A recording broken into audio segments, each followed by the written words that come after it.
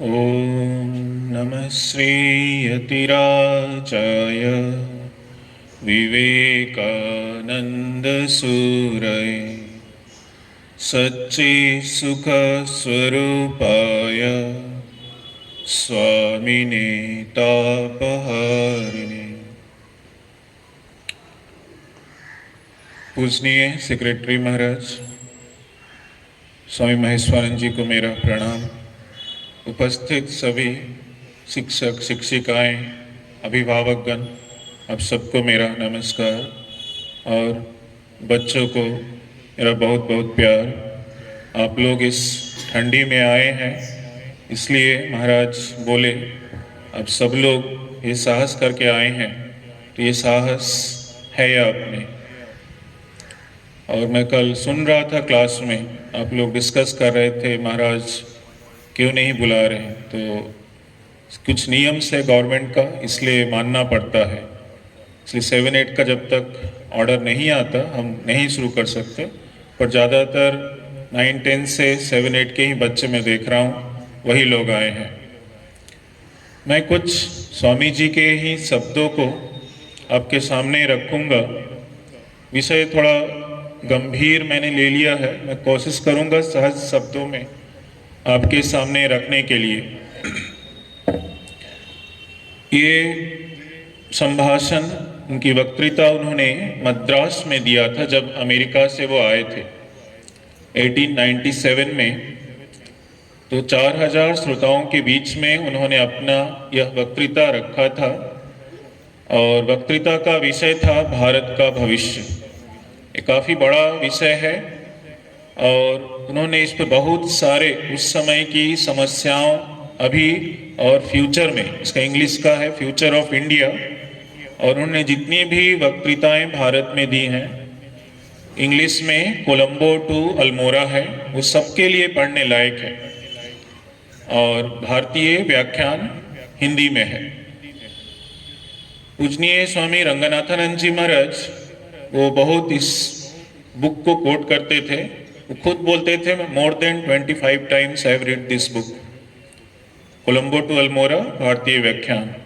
तो उनके कुछ विचारों को मैं उन्हीं के शब्दों में रखूंगा, कोशिश करूंगा आप सबके लिए सहज सरल हो। यह वही प्राचीन भूमि है जहां दूसरे देशों को जाने से पहले तत्व ज्ञान ने आकर अपनी वासभूमि बनाई थी। यह वही भारत है जहाँ के आध्यात्मिक प्रवाह का स्थूल प्रतिरूप उसके बहने वाले समुद्राकार नद है, जहाँ चिरंतन हिमालय श्रेणीबद्ध उठा हुआ अपने हिम शिखरों द्वारा मानो स्वर्ग राज्य के रहस्यों की ओर निहार रहा है। यह वही भारत है जिसकी भूमि पर संसार के सर्वश्रेष्ठ ऋषियों ने चरण रज पड़ चुकी है। यही सबसे पहले मनुष्य, प्रकृति तथा अंतर जगत के रहस्योद्घाटन की जिज्ञासाओं के अंकुर उगे थे। आत्मा का मरत्व, अंतर्यामीश्वर एवं जगत प्रपंच तथा मनुष्य के भीतर सर्वव्यापी परमात्मा विषयक मतवादों का पहले पल यही उद्भव हुआ था और यही धर्म और दर्शन के आदर्शों ने अपनी चरम उन्नति प्राप्त की थी। यह वही भूमि है जहां से उमड़ती हुई बाढ़ की तरह धर्म तथा दार्शनिक तत्वों ने समग्र संसार को बार बार प्लावित कर दिया और यह वही भूमि है जहां से पुनः ऐसे ही तरंगे उठकर निस्तेज जातियों में शक्ति और जीवन का संचार कर देंगी।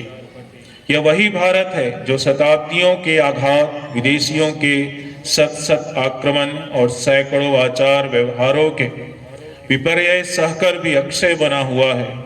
यह वही भारत है जो अपने अविनाशी वीर्य और जीवन के साथ अब तक पर्वत से भी दृढ़तर भाव से खड़ा है। आत्मा जैसे अनादि अनंत और अमृत स्वरूप है, वैसे ही हमारी भारत भूमि का जीवन है और हम इसी देश की संतान हैं। यह भारत के गौरव की याद दिलाते हैं, क्योंकि भारत हजारों साल तक गुलाम रहा। उसके पहले का जो इतिहास देखें गौरवपूर्ण था, बहुत ही उज्जवल था। पर दुर्भाग्य है कि हजारों साल की गुलामी सहनी पड़ी। उसका कारण यही कि हमने अपने पुराने जो संस्कृति थे उन सबको भुला दिया। खुद में जो आत्मविश्वास, आत्मश्रद्धा महाराज बोल रहे थे अभी, उस चीज को भुला दिया। भारत की संतानों, तुमसे आज मैं यहाँ कुछ व्यवहारिक बातें कहूंगा। जहां तक हो सके अतीत की ओर देखो। पीछे जो चिरंतर निर्झर बह रहा है, अखंड उसका जल पियो, और उसके बाद सामने देखो और भारत के उज्ज्वलतर, महत्तर और पहले से भी ऊंचा उठाओ। हमारे पूर्वज महान थे, पहली यह बात हमें याद करनी होगी। इससे क्या होगा? आत्मश्रद्धा होगा। वो महान थे, हमें भी महान होना है। आज आप लोगों में, बच्चों में देखते हैं, आप लोग गलत रास्ते पे जाते हैं, गलत आदतें सीखती हैं। अगर ये आत्मश्रद्धा आप में रहे कि हमारे पूर्वज, हमारे माँ, हमारे पिताजी ये संस्कार दिए, हमें भी वही करना है, गलत रास्ते में नहीं जाना है, ये विश्वास, ये श्रद्धा होना चाहिए। इसलिए इस चीज को वह उद्धृत कर रहे हैं यहाँ पर। हमारे पूर्वज महान थे, पहले यह बात हमें याद करनी होगी। हमें समझना होगा कि हम किन उपादानों से बने हैं, कौन सा खून हमारी नसों में बह रहा है। उस खून पर हमें विश्वास करना होगा और अतीत के उसके कृतित्व पर भी इस विश्वास और अतीत गौरव के ज्ञान से हम अवश्य एक ऐसे भारत की नींव डालेंगे जो पहले से श्रेष्ठ होगा। अवश्य यहाँ बीच बीच में दुर्दशा और अवनति के युग भी रहे, पर उनको मैं अधिक महत्व नहीं देता, पर सभी उसके विषय में जानते हैं। ऐसे युगों का होना आवश्यक था। किसी विशाल वृक्ष में एक सुंदर पका हुआ फल पैदा हुआ, फल जमीन पर गिरा, मुरझाया और सड़ा। इस विनाश से जो अंकुर होगा, संभव है वह पहले के वृक्ष से बड़ा हो जाए। ये ठीक वैसा ही है जैसे समुद्र में तरंगे उठती हैं, ऊपर उठती हैं और नीचे गिरती हैं। गंगा में अगर आप जो लोग देखें ज्वार भाटा आता है, तो अब देखेंगे जब ज्वार भाटा आता है तो एक बार उठती है समुद्र में, पूरा पानी गंगा का समुद्र की तरफ जाता है, और फिर जब नीचे उतरता है तो फिर प्रबल वेग से, ये जो देखें वही समझ सकते हैं, समझना मुश्किल, इतना वेग रहता है कि वहाँ सभी नावें, कोई खड़ा नहीं हो सकता, प्रबल वेग रहता है। तो वही स्वामी जी कहते हैं, ये प्रकृति का नियम है, ऊपर उठना, गिरना, फिर ऊपर उठना। तो समय था कि हम सर्वश्रेष्ठ थे, फिर ऐसा काल आया कि हम फिर से पतन हुआ, फिर अब परिवर्तन हो रहा है, फिर से हम सर्वश्रेष्ठ होंगे। तो ये हम सबके जीवन में भी आता है, देश में होता है, समाज में होता है और हमारे जीवन में भी घटित होता है। तो ऐसा नहीं है कि हम एक बार अगर नीचे गए तो उठ नहीं सकता, ऐसा कुछ भी नहीं है। नियम सब समय सबके लिए समान है। हमारे पास एकमात्र सम्मिलन भूमि है हमारी पवित्र परंपरा, हमारा धर्म। एकमात्र समान आधार वही है और उसी पर हमें संगठन करना होगा। यूरोप में राजनीतिक विचार ही राष्ट्रीय एकता का कारण है, किंतु एशिया में राष्ट्रीय ऐक्य का आधार धर्म ही है।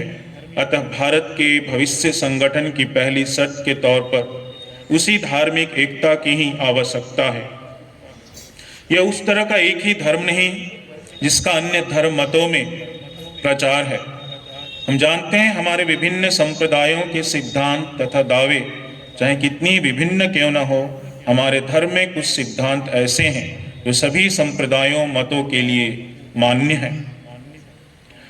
अतः हम देखते हैं कि एशिया में और विशेषतः भारत में जाति, भाषा, समाज संबंधी सभी बाधाएं धर्म की इस एकीकरण शक्ति के सामने उठ जाती हैं। हम जानते हैं कि भारतीय मन के लिए धार्मिक आदर्श से बड़ा और कुछ भी नहीं है। धर्म ही भारतीय जीवन का मूल मंत्र है और हम केवल सबसे कम बाधा वाले मार्ग का अनुसरण करके ही कार्य में अग्रसर हो सकते हैं। यह केवल सत्य ही नहीं कि धार्मिक आदर्श यहाँ सबसे बड़ा आदर्श है, किंतु भारत के लिए कार्य करने का एकमात्र संभाव्य उपाय यही है। पहले उस पथ को सुदृढ़ किए बिना दूसरे मार्ग से कार्य करने पर उसका फल घातक होगा। इसलिए भविष्य के भारत निर्माण का पहला कार्य, वो पहला सोपान इसे युगों के उस महाचल पर खोदकर बनाना होगा। भारत की यह धार्मिक एकता ही है। यदि जीवन का रक्त सशक्त एवं शुद्ध हो, शरीर में विषैले कीटाणु नहीं रह सकते, हमारी आध्यात्मिकता ही हमारा जीवन रक्त है। जब राष्ट्रीय जीवन कमजोर हो जाता है तब हर तरह के रोग कीटाणु उसके शरीर में इकट्ठे जमकर उसकी राजनीति, समाज, शिक्षा, बुद्धि के रुग्ण बना देते हैं। अतएव उसकी चिकित्सा के लिए हमें इस बीमारी की जड़ तक पहुंचकर रक्त के कुल दोषों को निकाल देना चाहिए। तब उद्देश्य यह होगा कि मनुष्य बलवान हो, खून शुद्ध हो, शरीर तेजस्वी हो, जिससे वह सब बाहरी विषयों को दबा और हटा देने के लायक हो। हमने देखा कि हमारा धर्म ही हमारे तेज, हमारे बल, यही नहीं हमारी ये जातीय जीवन की भी मूल भित्ति है। इस समय मैं यह तर्क वितर्क करने नहीं जा रहा कि धर्म उचित है या नहीं, किंतु अच्छा हो या बुरा, धर्म ही हमारे राष्ट्रीय जीवन का प्राण है। मेरा विचार है, पहले हमारे शास्त्रों, ग्रंथों में भरे पड़े आध्यात्मिकता के रत्नों को, जो कुछ ही मनुष्यों के अधिकार में मठों अरण्यों में छिपे हुए हैं, बाहर लाना है। और यही काम स्वामी जी ने पूरे भारत में भ्रमण करके किया। और उनका उद्देश्य था भारत के प्रत्येक राज्य में, प्रत्येक जिला में ऐसे आदर्श संघ का निर्माण करना, जहाँ से यह पवित्रता, शुद्धता और इस आदर्शों को हम सब में दे सके। अतः मनुष्यों की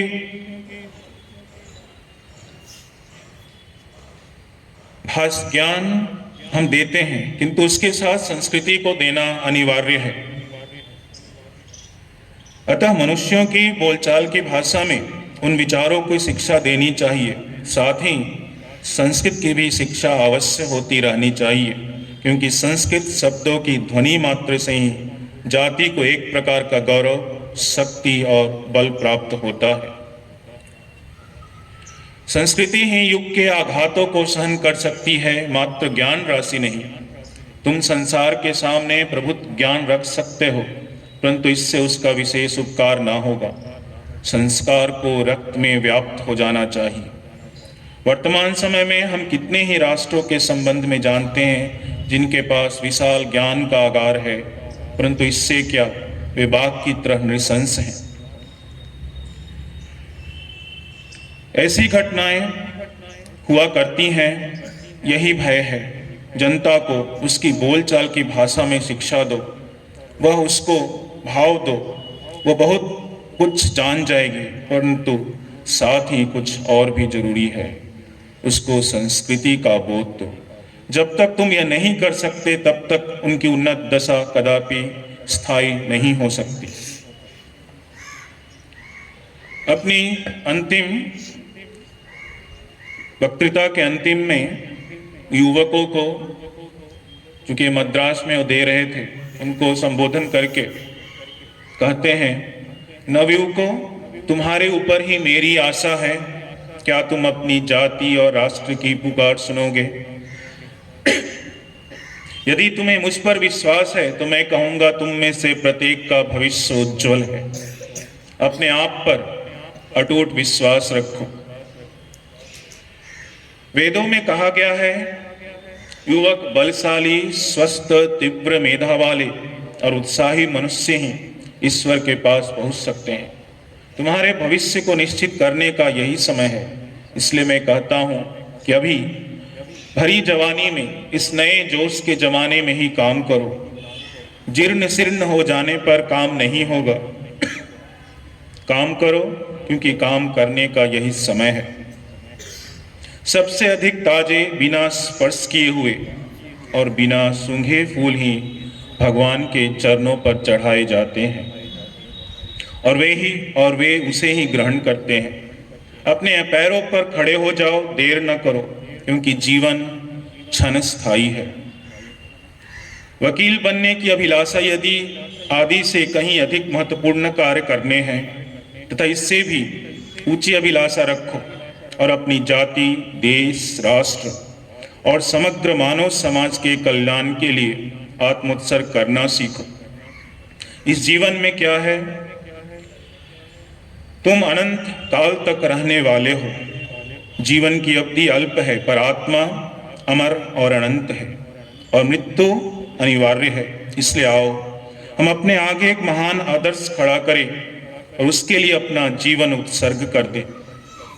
यही हमारा निश्चय हो और भगवान, जो हमारे शास्त्रों के अनुसार शत्रुओं के परित्राण के लिए संसार में बार बार आविर्भूत होते हैं, वही महान कृष्ण हमको आशीर्वाद दे एवं हमारे उद्देश्य की सिद्धि में सहायक हो। ओम शांति।